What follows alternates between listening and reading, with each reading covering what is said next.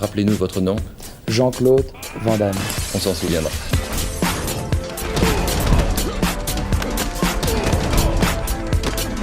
Van Damme Express.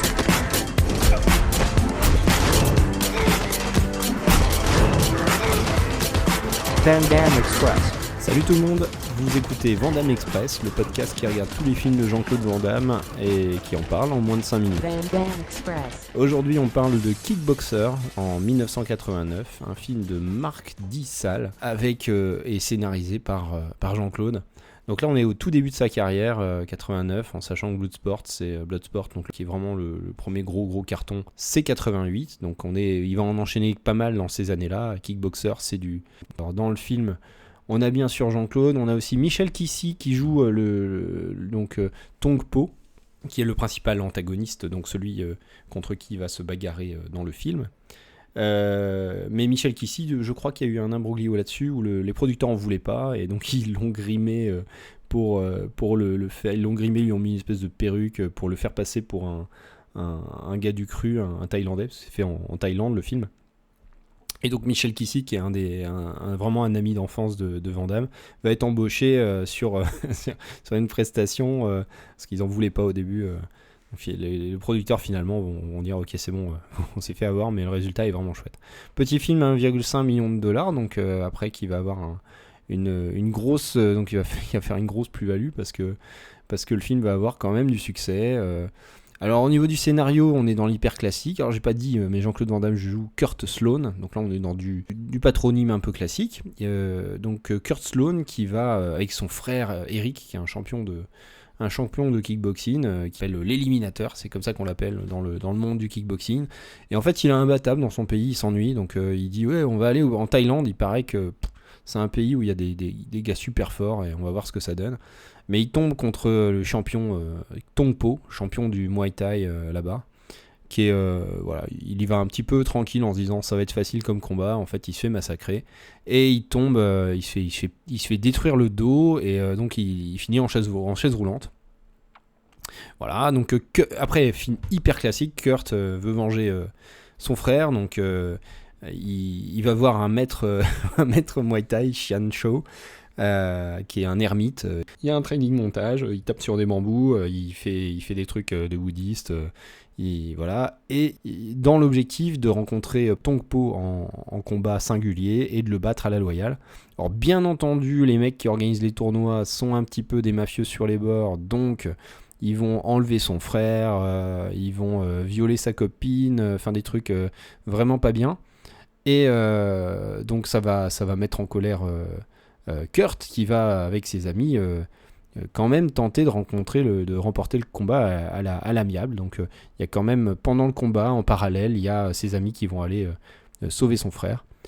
Et donc voilà, c'est très classique. Il y a le combat final à l'ancienne où ils enduisent leurs gants donc de chanvre et de verre pilé, de clous.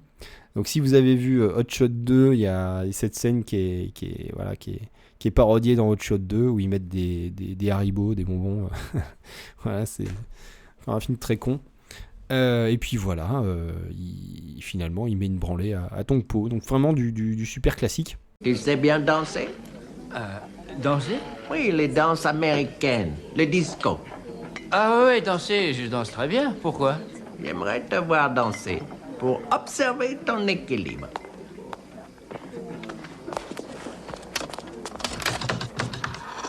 Et tout de suite?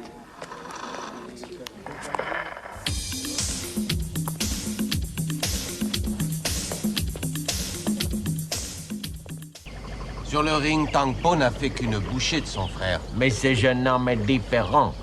Vous avez vu comment il a malmené vos jeunes gens? Pourquoi ne pas leur arranger un combat? Croyez-moi, vous ne serez pas déçus. Qu'est-ce qui leur a pris? Pourquoi ces types voulaient me casser la gueule? Ils ont réussi? Non? Bien. Mais pourquoi vous êtes partis et pourquoi ils étaient en pétard contre moi? Parce que je leur ai dit que vous aviez dit qu'ils ne savaient pas se battre et que leur mère couchait avec un mulet. Vous êtes... Oh, ça les a rendus coléreux, bagarreurs. Bon entraînement.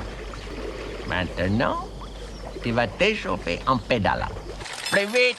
En termes de qualité artistique, on est vraiment dans du film lambda, qui n'a pas beaucoup d'intérêt en dehors des scènes de combat. Heureusement, le film est assez court et les scènes de combat sont assez longues. Donc je mets un petit 5. On est vraiment dans le bas de panier en termes de mise en scène pour Kickboxer. Par contre, en termes de bagarre, je mets 8 parce que là, les bagarres sont très satisfaisantes. Le film est vraiment dédié à ça. Les mises en scène sont super. On prend son temps. Voilà, les acteurs sont mis en valeur. Ils sont à fond. Voilà, c'est vraiment un bon film de bagarre. Donc je mets un 8. Et pour le bonus Jean-Claude Van Damme, eh bien, je vais mettre +2. C'est un film pur, c'est vraiment dans le pur style Jean-Claude, où le personnage naïf, candide. On compte carrément 13 grands écarts faciaux dans le film. Et on a une scène qui, à elle toute seule, vaut ses bonus, qui est la scène du bar où il va faire ses petits pas de danse quand il est un peu bourré, et après il va se battre contre les mafieux locaux en étant complètement rincé. Rien que pour cette scène, le film est... Et voilà, il est émaillé de quelques scènes cultes comme ça, entre le combat de la fin, le combat même du frère au début, et puis cette scène de bagarre bourrée, tout ça en fait vraiment un film à voir absolument. Kickboxer, ça lui fait une note de 8,5. Alors, ça c'est notre nouveau leader du classement Jean-Claude Van Damme. Il passe devant Time Cop. Le voyez pas pour ses qualités de film, de ses qualités artistiques pures. Voyez-le pour ce que Van Damme a délivré de meilleur et pour ses bastons, pour ses scènes de combat qui sont vraiment, vraiment top. Voilà, donc 1 Kickboxer, 2 Time Cop, 3 Risque Maximum, 4 Full Contact, 5 Piège à Hong Kong, et on se retrouve très bientôt pour notre 6e film. Ciao. Van Damme Express.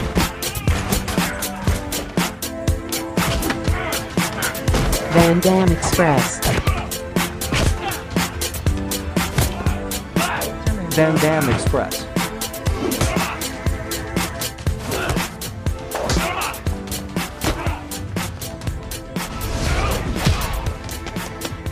La route. Là où on va, on n'a pas besoin de route.